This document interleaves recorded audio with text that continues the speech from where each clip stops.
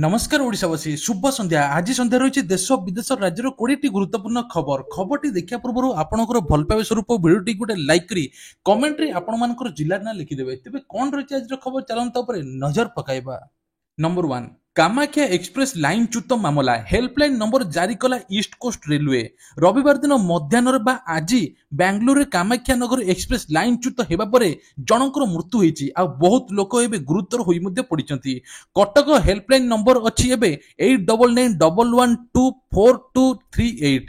Cuttack mobile number 7205149591। Bhubaneswar 1 number platform help desk व्यवस्था रही। Help desk number जारी रही सेपरी खोर्धा हेल्प डेस्क नंबर जारी रही। तेणु आपण मानक ए नंबर कॉल करी आपण माने सविशेष तथ्य पाई परिबे। तबे एने पूर्वतट रेलवे पक्षरु सूचना मिली जे किछि आहत होइतिबा यात्री माने एबे मेडिकल चिकित्सित होउचंती। आ ए नंबर कॉल करी आपण माने डिटेल सविशेष तथ्य पाई परिबे। आजिठू हेबो अंतर्दय गृह योजना। तेबे आरंभ है घर पाई कि 1,20,000 टंका देबे सरकार। कलाहांडी शुभारंभ कले मुख्यमंत्री मोहन चरण माझी। यह योजन 50,000 लोक जोड़ी हेबे।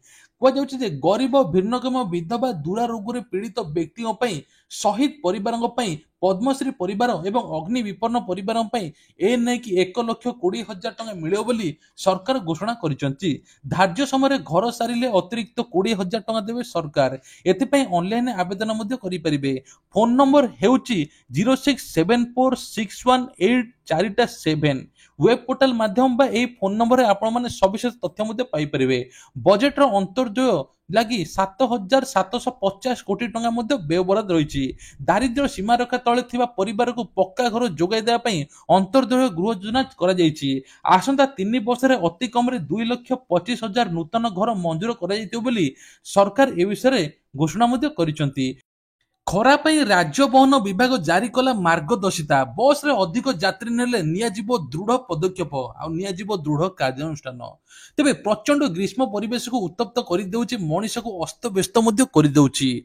खरा ताती जनजीवन को अस्तव्यस्त कर देउछि। सकाळ 9 घर बाहर मुश्किल होई पड़ुछि। ता सहित पश्चिम आभ्यंतरण उपकूल प्रचंड ग्रीष्म बर्ती पारि नाही। एही मार्गदर्शिता अनुसार समस्त बस रे रहिबो पानीय जल व्यवस्था।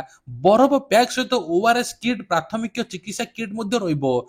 ता सहित बस स्टॉप रे विश्राम स्थान जोगाई दिया जिवो। जदि कौनसी बस ड्राइवर अधिक यात्री नेले तेबे तांको विरुद्ध रे दृढ़ कार्यानुष्ठान निया जिवो।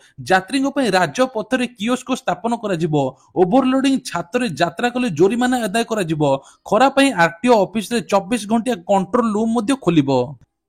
कालीठू 3 तारिख जाए बंद रहिबो रत्न भंडार मरामती काम। तेबे खसा पड़ा लगी बनक लगी नीति पे काम बंद रही बोली सूचना मिली। मार्च 9 रु 15 जाए अर्थात फगु दशमी रु होली उत्सव पर श्रीमंदिर नीति को बंद रखा जायतिला। आउ एबे पुणी कालीठू 3 दिन जाए बंद रही बोली सूचना मिलुछि। तेबे ए नै कि मध्य चट्टाण मरामती ग्राउंडिंग सरिथा बेले कांथरे खराब पत्थर बदलाई नुआ पत्थर लगा जायछि। बाहर रत्न भंडार कांथरे चून छड़ा जायछि। रत्न भंडार काम सरिया पई आहुरी मासे 2 मास मध्ये लागिबो। आ रत्न भंडार मरामती सरिले सार्वजनीन हेबो मध्ये रत्न भंडार अलंकार। एपटे श्रीमंदिर रे नुआ यूट्यूब चैनल खोला जिवो। नुआ यूनिफॉर्म पॉलिसी लागू हेबो। एने कि मुख्यमंत्री मोहन चरण माझी घोषणा मध्ये करिसंती। ता सहित कलंकी लागि खराब हेबारु 5टी स्टील बीम लगा जिवो। पत्थर बदला जाउछि, केमिकल वाशिंग करा जाउछि। रत्न भंडार दीर्घस्थायी मरामती मध्ये करूछि एसआई। मियांमार संगीन स्थिति 118 जणिया मेडिकल टीम सहित भारतर ऑपरेशन ब्रह्मास्त्र आरंभ। तेबे कह 7.7 तीव्रतार भूमिकंप होइतिला जहा फल रे 1644 जन को जीवन जाइतिला। आज्ञा युद्धकालीन भितर चली उद्धार कार्य। भयावह भूमिकंप रे एते मृत्यु संख्या केबे भी केही भाबी नथिले। एपर्यंत 3804 जन गुरुतर मध्ये अछंती। एबे भी 139 जन निखोज मध्ये अछंती। भूमिकंप रे सबुठारु अधिक प्रभावित होछि नापिड मंत्रालय। ता सहित मध्ये भारत एथर एभली संगीन स्थिति रे साहाय्य मध्ये करिया पई हाथ बढ़ाइछि। ଚାରିଧାମ ଯାତ୍ରା ପାଇଁ କି 12ଟି ଭାଷାରେ ଏସ୍ଓପି ଜାରି କଲେ ଧାମ ସରକାର। 104 ହେଲ୍ପଲାଇନରେ ମିଳିବ ମେଡିକାଲ ସୁବିଧା। ତେବେ କୁହାଯାଉଛି ଉତ୍ତରାଖଣ୍ଡରେ ଚାରିଧାମ ଯାତ୍ରା ପାଇଁ ଏପ୍ରିଲ 30ରୁ ଆରମ୍ଭ ହୋଇଯିବ। ପ୍ରତିବର୍ଷ ଲକ୍ଷ ଲକ୍ଷ ଶ୍ରଦ୍ଧାଳୁ ଚାରିଧାମ ଯାତ୍ରା କରନ୍ତି। ଏଥର ଚାରିଧାମ ଯାତ୍ରାରେ ନୂତନ ନିୟମ ଅଛି। ଶ୍ରଦ୍ଧାଳୁଙ୍କ ସ୍ୱାସ୍ଥ୍ୟ ସୁବିଧା ସୁରକ୍ଷାକୁ ଦୃଷ୍ଟିରେ ରଖି ଏସ୍ଓପି ଜାରି କରାଯାଇଛି। ଶ୍ରଦ୍ଧାଳୁଙ୍କ ସ୍ୱାସ୍ଥ୍ୟକୁ ସୁରକ୍ଷାକୁ ପ୍ରାଥମିକ ଦିଆଯାଇଛି। 12ଟି ଭାଷାରେ ଏସ୍ଓପି ଜାରି କରାଯାଇଛି। ଏହା ଦ୍ୱାରା ଏଠାକୁ ଆସୁଥିବା ଶ୍ରଦ୍ଧାଳୁଙ୍କୁ ସହଜ ହେବ ଏବଂ ପାଳନ କରିବା ପାଇଁ ମଧ୍ୟ ସହଜ ହେବ ବୋଲି କୁହାଯାଉଛି। ହିନ୍ଦୀ, ଇଂଲିଶ, ଗୁଜରାଟୀ, ମରାଠୀ, ପଞ୍ଜାବୀ, ଓଡ଼ିଆ, ତାମିଲ, ତେଲୁଗୁ, ମାଲାୟାଲମ, କନ୍ନଡ଼, ବଙ୍ଗଳା, ମଣିପୁର ଭାଷାରେ ମଧ୍ୟ ହୋଇଛି। ଏଥିରେ ଚାରିଧାମ ଯାତ୍ରା ସମ୍ବନ୍ଧୀୟ ସମସ୍ତ ସୂଚନା ବିବରଣୀ ମଧ୍ୟ ରହିଛି। ତେବେ ଜରୁରୀକାଳୀନ ପରିସ୍ଥିତିରେ 104 ହେଲ୍ପଲାଇନ ନମ୍ବର କଲ୍ କରି ତୁରନ୍ତ ଚିକିତ୍ସା ମଧ୍ୟ ପାଇପାରିବେ। ଯାତ୍ରା ମାର୍ଗରେ medical relief, screening point, health ATM ସୁବିଧା ମଧ୍ୟ ରହିଛି। ହୁ ହୁ ହୋଇ ବଢୁଛି ସୁନା ଦର। 10 ଗ୍ରାମ ସୁନାର ମୂଲ୍ୟ ଏବେ 92,000 ଟଙ୍କା ଟପିଛି। ତେବେ ଆଉ ମାସେ ପରେ 1 ଲକ୍ଷ ଛୁଇଁବ ବୋଲି କିଛି ଲୋକେ କହୁଛନ୍ତି। ସୁନା କିଣିବାକୁ ଯାଉଥିଲେ ନଜର ପକାନ୍ତୁ ଓଡ଼ିଶାର ସୁନାର ମୂଲ୍ୟ କେତେ ରହିଛି। ରାଜଧାନୀ ଭୁବନେଶ୍ୱରରେ 24 କ୍ୟାରେଟରେ ସୁନାର 10 ଗ୍ରାମ ପିଛା ମୂଲ୍ୟ 91,200 ଟଙ୍କା ରହିଥିବା ବେଳେ 22 କ୍ୟାରେଟରେ ସୁନାର ମୂଲ୍ୟ 83,600 ଟଙ୍କା ରହିଛି। ସେହିଭଳି ଭାରତୀୟ ବଜାରରେ 24 କ୍ୟାରେଟରେ ସୁନାର ଦର 92,000 ଟଙ୍କା ରହିଥିବା ବେଳେ 22 କ୍ୟାରେଟରେ ସୁନାର ଦର 83,600 ଟଙ୍କା ରହିଛି। ଏମିତି ଅନେକ ସହର ମାନଙ୍କରେ ପାଖାପାଖି 92,000 ଟଙ୍କା ପାଖାପାଖି ଲାଗିଗଲାଣି। ଅନ୍ୟପଟେ ରୂପାର କିଲୋ ପିଛା ମଧ୍ୟ ହେଲାଣି 104,000 ଟଙ୍କା। ମେ 1ରୁ ଲାଗୁ ହେବ ନୂଆ ନିୟମ। ଏଟିଏମ୍ ରୁ ଉଠାଇଲେ ଦେବାକୁ ପଡ଼ିବ ଏତିକି ଏକ୍ସଟ୍ରା ଟଙ୍କା। ଏଥିପ୍ରତି ସମସ୍ତ ବ୍ୟାଙ୍କକୁ ନିୟମକୁ ମାନିବାକୁ ପଡ଼ିବ। ତେବେ ଅନ୍ୟ ବ୍ୟାଙ୍କରେ ଏଟିଏମ୍ ଫ୍ରିରେ ନିର୍ଦ୍ଦିଷ୍ଟ କେତେ ଥର ଉଠାଇବା ପାଇଁ ଅନୁମତି ମିଳୁଛି। କିନ୍ତୁ ସେହି ସୀମା ଶେଷ ହୋଇଯିବା ପରେ ଯଦି କୌଣସି ଗ୍ରାହକ ଏଟିଏମ୍ ବ୍ୟବହାର କରୁଛନ୍ତି, ଏଟିଏମ୍ କାରବାର ପାଇଁ ଶୁଳ୍କ ଦେବାକୁ ପଡ଼ିବ। ଏହି ଶୁଳ୍କ କାରବାର ପିଛା 21 ଟଙ୍କା ଥିଲା। ବର୍ତ୍ତମାନ ସରକାର ଏହାକୁ 2 ଟଙ୍କା ବଢ଼ାଇ 23 ଟଙ୍କା ରଖିଛନ୍ତି। ଯାହା ଫଳରେ ଏବେ ସମସ୍ତଙ୍କୁ ଦେବାକୁ ପଡ଼ିବ ଏତିକି ଟଙ୍କା। ସୁଭଦ୍ରାର ଦ୍ୱିତୀୟ କିସ୍ତିରେ ବାଦ୍ ପଡ଼ିଛନ୍ତି 1,83,758 ମହିଳା। ତେବେ ଆଜି ଉପମୁଖ୍ୟମନ୍ତ୍ରୀ ପ୍ରଭାତୀ ପରିଡ଼ା ବିଧାନସଭାରେ ସୂଚନା ଦେଇଛନ୍ତି ଯେ ଯେଉଁ ମହିଳା ସବୁ ବାଦ୍ ପଡ଼ିଛନ୍ତି ତାଙ୍କୁ ତୁରନ୍ତ ଟଙ୍କା ଦିଆଯିବ। ତାଙ୍କ ପାଇଁ ଅଙ୍ଗନବାଡି କର୍ମୀମାନେ କିଛି ଯିବେ, ଭେରିଫିକେସନ ମଧ୍ୟ କରିବେ। ଯଦି ଯୋଗ୍ୟ ହୋଇଥିବେ ନିଶ୍ଚିତ ତାଙ୍କୁ ଟଙ୍କା ମଧ୍ୟ ମିଳିବ। ଉପମୁଖ୍ୟମନ୍ତ୍ରୀ ଆହୁରି ମଧ୍ୟ କହିଛନ୍ତି 1,65,877 ମହିଳା ପ୍ରଥମ କିସ୍ତି ଟଙ୍କା ପାଇଥିଲେ। ଦ୍ୱିତୀୟ କିସ୍ତିରେ ମଧ୍ୟ 98,82,092 ଜଣ ପାଇଥିଲେ। ଆଉ ପ୍ରଥମ ଦ୍ୱିତୀୟ ମିଶିକି 1 କୋଟି ପାର ହୋଇଥିଲା। କିନ୍ତୁ ତୃତୀୟ କିସ୍ତିରେ ମଧ୍ୟ ମହିଳାମାନଙ୍କୁ ମିଳିବ। ଯେଉଁମାନେ ଏବେ ଆବେଦନ କରିଛନ୍ତି ତାଙ୍କୁ 15,000 ବା 3ଟି କିସ୍ତି ମିଳିବ। ଆଉ ଯେଉଁମାନଙ୍କୁ ଦ୍ୱିତୀୟ କିସ୍ତି ମିଳିନାହିଁ ସେମାନଙ୍କୁ ଭେରିଫିକେସନ ହେବା ପରେ ଯୋଗ୍ୟ ହିତାଧିକାରୀଙ୍କୁ ଟଙ୍କା ମିଳିବ ବୋଲି ସୂଚନା ଦେଇଛନ୍ତି। ଉପମୁଖ୍ୟମନ୍ତ୍ରୀଙ୍କର ବଡ଼ ଘୋଷଣା, ସବୁ ଜିଲ୍ଲାରେ ଖୋଲିବ ମିଶନ ଶକ୍ତି ଭବନ। ତେବେ ଉପମୁଖ୍ୟମନ୍ତ୍ରୀ ଏଥର କହିଛନ୍ତି ଯେ ମହିଳା ଶିଶୁ ବିକାଶ ମିଶନ ଶକ୍ତି ପର୍ଯ୍ୟଟନ ବିଭାଗର ଖର୍ଚ୍ଚ ଦାବି ଆଲୋଚନା ପରେ ଗୃହରେ ଉତ୍ତର ରଖି ପ୍ରଭାତୀ କହିଛନ୍ତି ଯେ ସୁଭଦ୍ରା ଟଙ୍କା ପାଇବା ପରେ ମହିଳାମାନେ ସଚେତନ ହୋଇଛନ୍ତି। ଲକ୍ଷପତି ଦିଦି ସୃଷ୍ଟି କରିବାରେ ଦେଶର ଓଡ଼ିଶା ପ୍ରଥମ ତୃତୀୟ ସ୍ଥାନରେ ଅଛି। ଭାଜପା ସରକାର ଆସିବା ପୂର୍ବରୁ ରାଜ୍ୟରେ 2 ଲକ୍ଷ ଦିଦି ଥିଲେ। ଏବେ 10 ଲକ୍ଷ ଦିଦି ମଧ୍ୟ ଅଛନ୍ତି। ମିଶନ ଶକ୍ତି ବିଭାଗ ରାଜ୍ୟରେ ଭାଜପା ସରକାର ପୋଲିଓ ମୁକ୍ତ ଦୌଡ଼ିବା ପାଇଁ କହିଛନ୍ତି। ତେବେ କୁହାଯାଉଛି ଯେ ଏଥର 6 ମାସରୁ 6 ବର୍ଷ ବୟସର ପିଲା, ଗର୍ଭବତୀ, ସ୍ତନ୍ୟପାନ କରାଉଥିବା ମହିଳା, କିଶୋରୀ ମାନଙ୍କୁ ଉନ୍ନତ ସ୍ୱାସ୍ଥ୍ୟ ମୁଖ୍ୟମନ୍ତ୍ରୀଙ୍କ ସମ୍ପୂର୍ଣ୍ଣ ପୁଷ୍ଟି ଯୋଜନା କାର୍ଯ୍ୟକାରୀ କରାଯାଇଛି। ମୁଖ୍ୟମନ୍ତ୍ରୀ କନ୍ୟା ବିବାହ ଯୋଜନାରେ 12 କୋଟି ଟଙ୍କା ବ୍ୟବହାର କରିଛନ୍ତି। ସୁଭଦ୍ରା ସମ୍ବେଦନତା ଉପରେ ମଧ୍ୟ ନୂତନ ଯୋଜନା କରିଛନ୍ତି। ଆଦିବାସୀ ପିଲାମାନଙ୍କୁ ଶିକ୍ଷକତା ବିକାଶ, ସାଂସ୍କୃତିକ ସଂରକ୍ଷଣ ଏବଂ ସାମାଜିକ ଅନ୍ତର୍ଭୁକ୍ତି ସାମଗ୍ରିକ ଅଭିବୃଦ୍ଧିକୁ ପ୍ରୋତ୍ସାହିତ କରିବା ପାଇଁ 25 କୋଟି ଟଙ୍କା ଖର୍ଚ୍ଚ ହେବ। ତା ସହିତ ସୁଭଦ୍ରା ପ୍ଲସ୍ ନାମରେ ଏକ ଯୋଜନା ମଧ୍ୟ କାର୍ଯ୍ୟକାରୀ କରାଯାଉଛି। ମିଶନ ଶକ୍ତି ଯୋଜନାରେ ସ୍କୁଟର ଯୋଜନା ମଧ୍ୟ ଆରମ୍ଭ ହେବ। ମିଶନ ଶକ୍ତି ଯୋଜନାରେ ଏଥର ସ୍କୁଟି ମଧ୍ୟ ମିଳିବ ଝିଅମାନଙ୍କୁ। ପ୍ରତ୍ୟେକ ଭବନ ଲାଗି 1 କୋଟି ଖର୍ଚ୍ଚ ହେବ। ପଞ୍ଚାୟତ ସ୍ତରରେ 1,888ଟି ମହାସଂଘ କାର୍ଯ୍ୟାଳୟ ନିର୍ମାଣ କରାଯିବ। ପ୍ରତ୍ୟେକ କାର୍ଯ୍ୟାଳୟ ପିଛା 30 ଲକ୍ଷ ଟଙ୍କା ଖର୍ଚ୍ଚ କରାଯିବ। ଓଡ଼ିଶାର ପର୍ଯ୍ୟଟନ ପ୍ରସାର ପାଇଁ 2025-26 ଆର୍ଥିକ ବର୍ଷରେ 176 କୋଟି ଟଙ୍କା ମଧ୍ୟ ଖର୍ଚ୍ଚ ହେବ। ଏହି ବିଭାଗ ଅଧୀନରେ ଆସୁଥିବା ବିଭିନ୍ନ ଆବାସିକ କେନ୍ଦ୍ରର ଉନ୍ନତିକରଣ କରାଯିବ ବୋଲି ପ୍ରଭାତୀ କହିଛନ୍ତି। କୋଟିଆରେ ଆନ୍ଧ୍ର କରୁଛି ଇ-କେୱାଇସି, ଓଡ଼ିଶା ବ୍ଲକ ପ୍ରଶାସନରେ ନାହିଁ ଖବର। ତେବେ କୁହାଯାଉଛି ଯେ କୋରାପୁଟ ଜିଲ୍ଲା ପଟାଙ୍ଗୀ ବ୍ଲକ ଅଧୀନରେ ରହିଥିବା କୋଟିଆ ପଞ୍ଚାୟତର ସୀମାନ୍ତ ଗ୍ରାମବାସୀଙ୍କ ନିକଟରେ ପଡ଼ୋଶୀ ଆନ୍ଧ୍ର ରାଜ୍ୟର ସରକାରୀ କର୍ମଚାରୀ ଇ-କେୱାଇସି କରୁଥିଲେ। କିନ୍ତୁ ଓଡ଼ିଶାର ବ୍ଲକ ପ୍ରଶାସନ ନିକଟରେ ଖବର ନଥିବାରୁ ଅନେକ ପ୍ରଶ୍ନ ଉଠୁଛି। ଏହିପରି ଦୃଶ୍ୟ ଦେଖିବାକୁ ମିଳିଛି ଉକ୍ତ ପଞ୍ଚାୟତର ନେରେଡିବାଲ ସାଧ ଗ୍ରାମରେ।